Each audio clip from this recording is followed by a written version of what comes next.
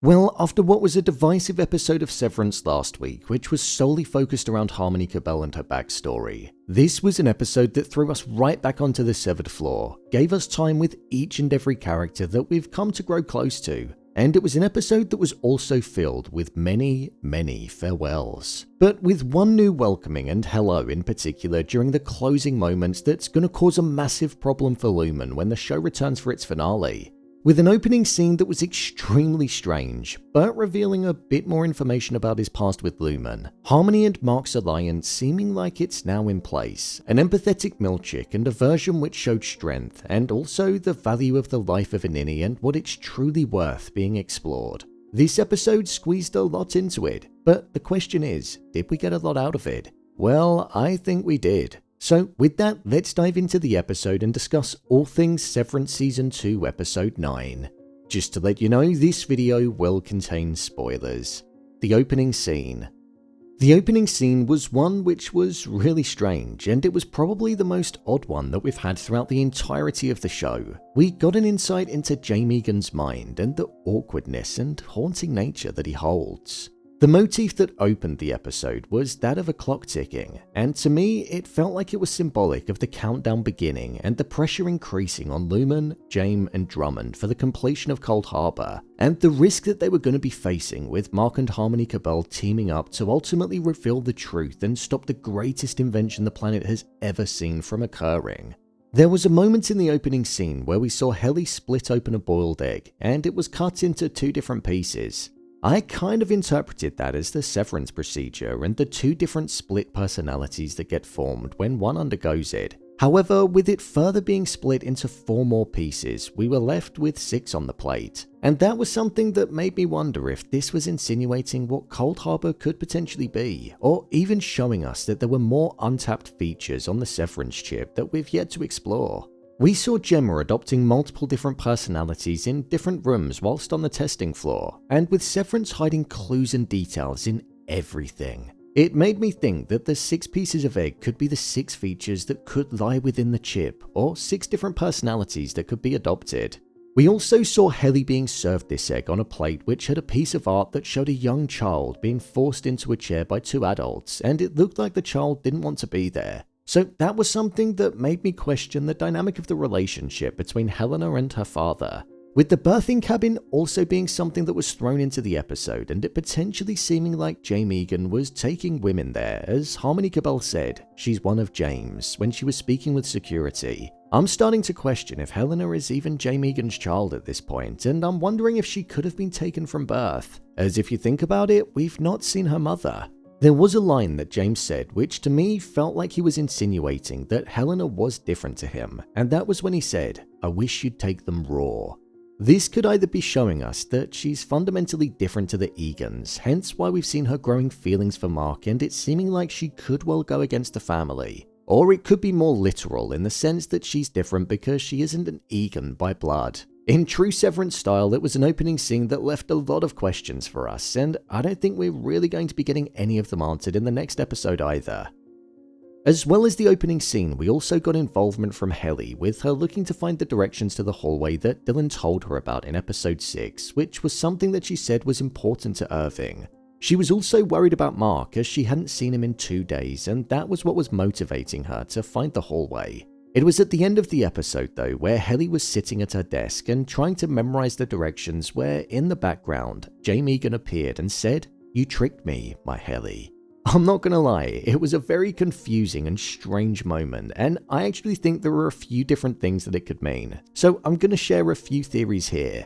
The first is that with the progression of Cold Harbor being grinded to a halt and Drummond being frustrated about it not being completed, Mr. Drummond could have gone directly to Jame and informed him of all of the things that were going to be kept secret, such as Helly compromising the project in episode 4 by being intimate with Mark, and also her being responsible for Irving being fired from his position. Or it could well be because in the opening section she mentioned that they were seeing to Mr. Bailiff today, but at the end of the episode it appeared as though Burt got Irving to safety and out of the picture. rather than contained and at reaching distance of Lumon. Something which could have been a direct order from Helly, and it would also insinuate that Burt was still working with Lumon in some capacity. An alternative theory about this could be that it was actually Helena that was on the severed floor. We didn't see her perspective when she came out of the elevator to know if it was Helly or Helena, and we also saw her refer to herself as Helly E when she was with Mr Milchick. There's nothing to say that she couldn't have enabled the Glasgow block again, because she's obviously infatuated with Mark and she might have wanted to make sure that he was okay.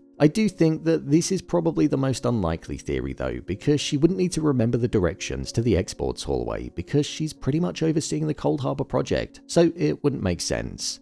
Another reason Jame could be saying that is because we know that within Mark's arc in this episode, it concluded with his mind being taken back to the season 1 finale and him being asked what the last thing that he said was.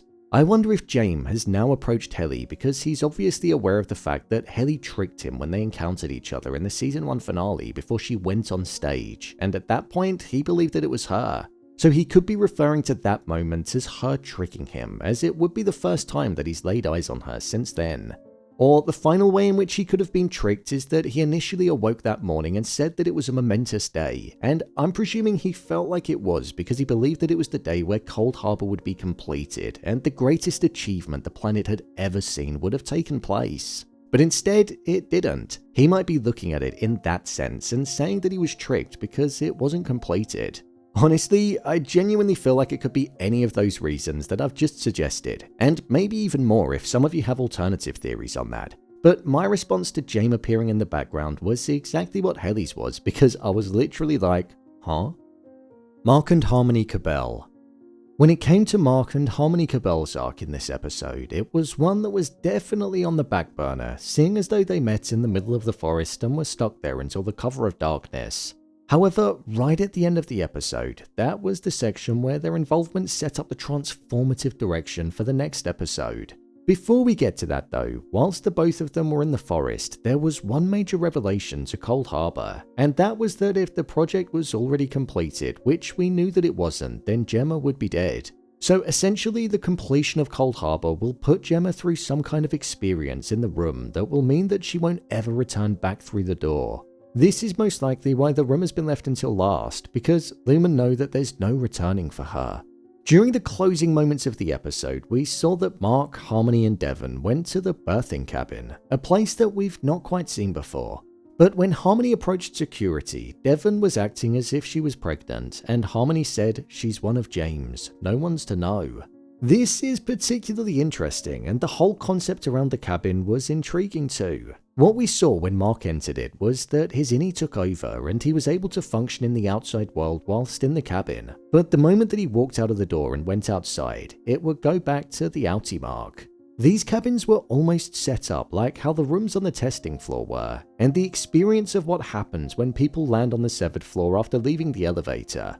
With this being a birthing cabin and it seeming like with the different tests that have occurred on the testing floor, I wonder if the birthing cabin exists as a way of essentially allowing people to switch off part of their mind and a different personality could take over to bear the childbirth process. And then once the pain, recovery and fear of it is over, then they can switch back to their outie. It's just a presumption based on the different procedures and fears that some people have, such as the dentist and flying like we saw with Gemma on the testing floor. So it makes me wonder if that's part of Lumon's wider plan. Think, they would have tackled the workforce. It seems like they're tackling other people's fears on the testing floor. And then maybe it could also be like that with the birthing cabin. Regardless to that though, with Mark recognizing Devon and him stating that the last words that he said to her were, "She's alive," it feels like Cobel is now going to share what information she knows about Cold Harbor. And maybe the fact that she was the brains behind the severance procedure, not Jame Eagan. But I imagine it's going to be a two-way thing in the sense that Harmony is going to want something out of it. Maybe a way of destroying Jame as the head of the company and potentially ascending the position. Or even getting Mark to do something that will destroy the very thing that she created. It just doesn't feel like she's going to help out of the goodness of her heart, as at the moment she's not shared anything with Mark and Devon, and they've shared everything. So it's going to be interesting to see what information she does share and see how it's going to contribute to the finale. Dylan and Gretchen. Dylan and Gretchen's arc finally reached the point that it naturally felt like it was building towards in this episode of the show. Gretchen revealed to Dylan's outie, who was her actual husband, that she'd kissed his innie whilst she was visiting him, and it naturally led him to act as if she cheated on him. A side that I totally get, because at the end of the day, despite it being his body, it's a different personality completely that's inside operating the body. She even said how she felt like he acted like what her husband used to be like, so it wasn't her husband that she was spending time with and feeling attracted to. What was particularly interesting about this engagement was that it seemed like he was ready to make up a healthy breakfast in the morning, but once he heard the news, he threw the greens away and walked outside of the house, as if to show us that he was making an effort with eating more healthily because he thought it would be something that would make his wife more attracted to him and solve their issues, showing that he felt as though things were different between them, and she even vocalized that too. But what this whole arc has shown us is that it was nothing to do with his physicality and the way that he looked, but it was all about the personality and the way that he'd been acting. This ultimately led him to threaten to end the innie's existence by resigning from his job at Lumon, showing just how in control an outie was over what one could argue is a separate life. When Gretchen went to see Innie Dylan, she revealed that she told her husband about what they'd done. The whole moral complex of the life of an innie, and it almost showing that they were a slave and an afterthought to the outie, came into question and was at the forefront of the dynamic. Dylan literally said to Gretchen when he proposed to her, "I know I'm just an innie," which showed that he felt as though he was inferior to the outies. And he also said, I have nothing else, my life started when you came here." This was something that showed us that an innie's existence is actually quite sad. Chasing a life that you know you're never going to have and highlighting that they never experience emotions that humans have been designed to feel and experience in order to make up who they are. That's why we saw Dylan's heart quite literally break when Gretchen declined his proposal when he asked her to marry him.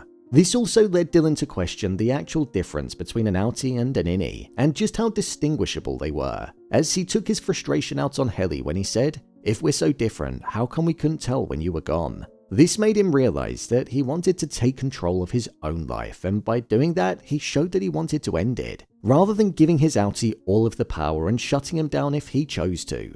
By Dylan resigning, it meant that his outie's life had the potential to be ruined again, because outie Dylan wouldn't have a job, he'd struggle to find one due to not being passionate about anything, and it would mean that Gretchen would be working even more hours and most likely drive a stronger wedge between herself and her husband.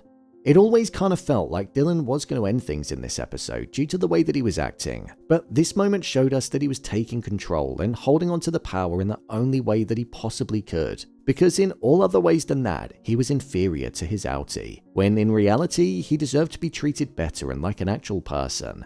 MDR is well and truly down, Irving is gone, Mark isn't there at the moment, and Dylan has just resigned. Mr Milchick finally broke. I loved the fact that in this episode we finally saw Mr Milchick stand up to the bully, which was Mr Drummond.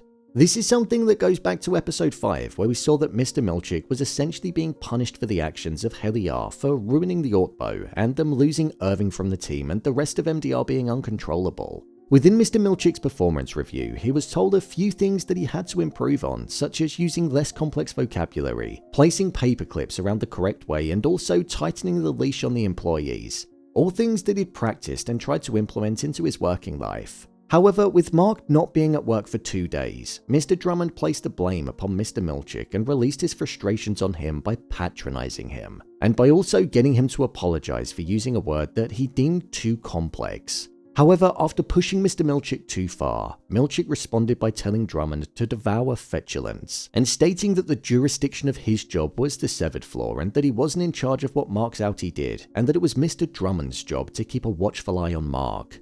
I actually think there were many things that led Mr Milkshake, sorry, do you know what, I'll be respectful of him, Mr Milchick to bite back. The first was that he was being disrespected by his subordinates, as we saw with Helly when she was speaking down to him and saying how he was just Harmony Cobel's replacement. And also when she closed the door after she walked out despite him asking her to keep it open. And also by Dylan when he threw his badge on the table and walked out when he resigned, despite his arm being out and ready to receive it.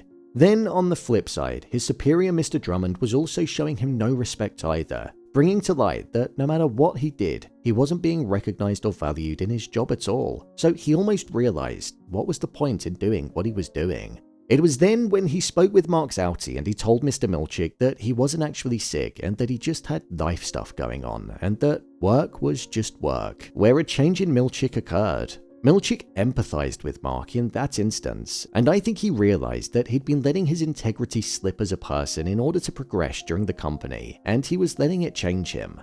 Milchick spoke in a tone that I'd never heard him speak before, and as he looked at the peaceful, tranquil, singular iceberg that was on his wall to calm him, it seemed like he was welling up. Showing that he'd lost himself as a person in recent times, work was grinding him down and that he needed to realize that work was just work, as Mark said.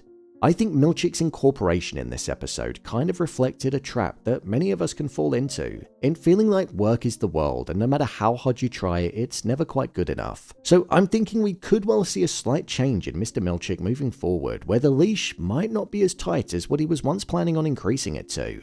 Burt and Irving. So it seems like Burt definitely still works for Lumon. I'm saying that because he managed to get into Irving's house, and the only other person that we've seen being able to do that was Drummond due to the plethora of keys. Plus, we also heard Burt discuss with Irving his actions, which he said that he deeply regretted, which is why he made the decision to be severed. We found out that Burt would pick people up and drop them off at a destination for Lumon. He didn't go into specific details, and he also didn't want to know what they were doing with the people that he was dropping off or where they were going. This was the very thing that made Burt feel as though he was going to hell and that he needed a side to him that was innocent, so he could almost right the wrongs that he did. When Burt was reading through Irving's investigation notes, he read, he could be connected to recent deaths. He may have operated as a low-level Lumon enforcer or goon. I think this is probably the best way to describe Burt. He was one of Lumon's goons. However, with him meeting with Irving, whilst what we saw could be interpreted as Burt doing the same thing again in sending him away, I'm believing that Burt sending Irving away, far away from Lumon's reach and Kierism, was done because he wanted him to be safe because he knew that Lumon were planning on dealing with him on that day. What was particularly sad was that Irving mentioned that he'd never truly experienced love in his life and that he wanted to know what it felt like. Irving was saying, I want to know what it feels like, I'm ready, and he repeatedly said that over and over again. It was almost as if he was insinuating that he wanted to spend time with Burt and experience that love that his innie felt. Or it could have been like he wanted to allow his innie to have that happiness and for Burt to have that innocence by being together on the inside. But with Burt saying that he couldn't and that it wasn't possible, we saw that Irving got on the train with Radar and headed towards a completely unknown destination where Lumon couldn't get him. At least, that's what we were told. The look that he gave Radar and the look he received from his hound was something that felt like there was just a sense of appreciation there for each other and the fact that it was just the both of them. I don't think this is the last we've seen of Irving though. I just hope we see him in the finale and at the destination that he's been sent to. Miss Eustice Huang's Wintertide completion. As soon as the opening sequence was finished, we saw that Miss Huang's time within the Jame Eagan Wintertide Fellowship had been completed, and she was now set to go to Gunnel Egan Empathy Centre in Svalbard for steward global reforms. Svalbard is a small group of islands that lie above Norway in the Arctic Ocean, so she's been moved extremely far away. This was something that caught her by surprise, and it didn't seem like she was truly ready for it as she thought that she was staying there until the end of the quarter. Mr. Milchick mentioned that her bed was going to be moved from her parents' home to Svalbard, which meant that she was now at the point where she was moving away from her family and the full indoctrination of Kier could continue. I say it like this because I don't feel like she was at the point where she was beyond saving. She wasn't at the point in mindset that Harmony Cobel was at when she was deemed Wintertide material. For example, there were a couple of occasions where it seemed like there was still some outside thoughts inside of Miss Huang's head, and a more human side that you tend to not really see in the likes of Milchick and Harmony Cobel was present. For example, there was fear in her eyes when she was told that she was moving, and she didn't seem ready to offer up her game as a sacrifice for betterment when she had to destroy the very game that she was playing in episode 1, which provided her an element of comfort. Plus, when Dylan resigned, she apologized to him and said that she should have facilitated better. This showed us that there was still a human element inside of her, something that's lacking from many others.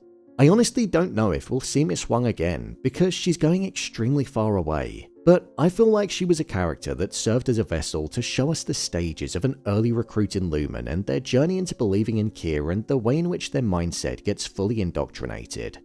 My review of the episode. I thought this was a really strong episode of the show. It was exactly what was needed following us having 2 episodes away from most of the main characters.